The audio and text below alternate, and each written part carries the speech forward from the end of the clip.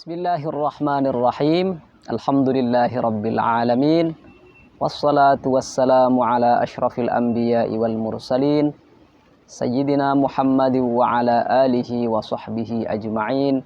Wala hawla wala quwwata illa billahil aliyyil azim. Suatu ketika seorang raja menziarahi makam Sidi Al-Bustami. Beliau ketika menziarahi makam wali besar Imam Al-Bustami tersebut berkata kepada salah seorang yang hadir,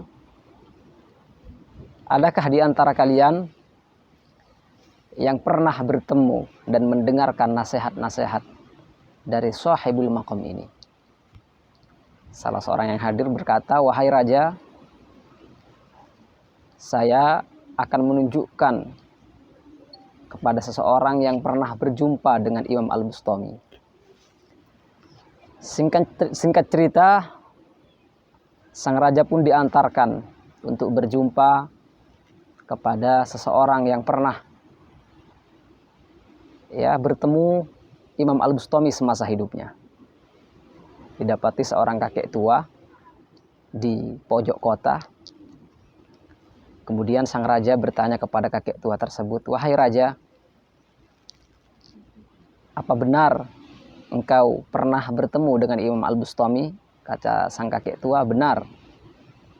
Kemudian sang raja bertanya, "Nasihat apa yang pernah engkau dengar dari Imam Al-Bustami?" Sang kakek tua pun menjawab, "Saya pernah mendengar Imam Al-Bustami berkata, 'Man ra'ani dakhalal jannah.' Barang siapa yang melihatku, maka akan masuk surga." Sang raja pun heran dengan perkataan kakek tua tersebut. Bagaimana mungkin? Sang raja pun berkata kepada kakek tua tersebut, "Bagaimana mungkin? Rasulullah saja banyak di masa Rasulullah orang-orang kafir yang melihat Rasulullah, tetapi mereka tidak masuk surga. Contohnya saja misalkan Abu Lahab, yang justru dinas dalam Al-Quran bahwa beliau kekal di dalam neraka, menjadi penduduk neraka. Bagaimana mungkin? Padahal Abu Lahab melihat Rasulullah SAW." Sang kakek tua pun menjawab, "Sayangnya Abu Lahab tidak melihat Rasulullah SAW.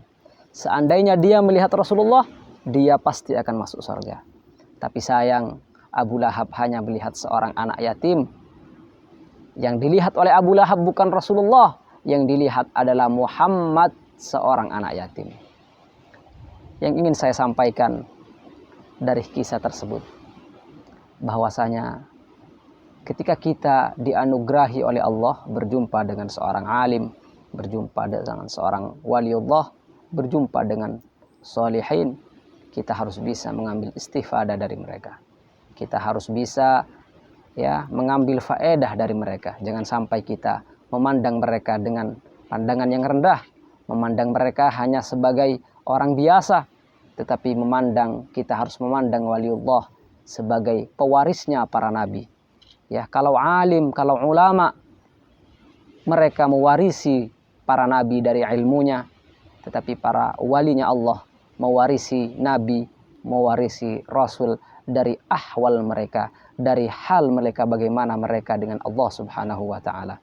Hadanallahu wa iyyakum sawa'as sabil, wallahu ala ma naqulu wakil. Assalamualaikum warahmatullahi wabarakatuh.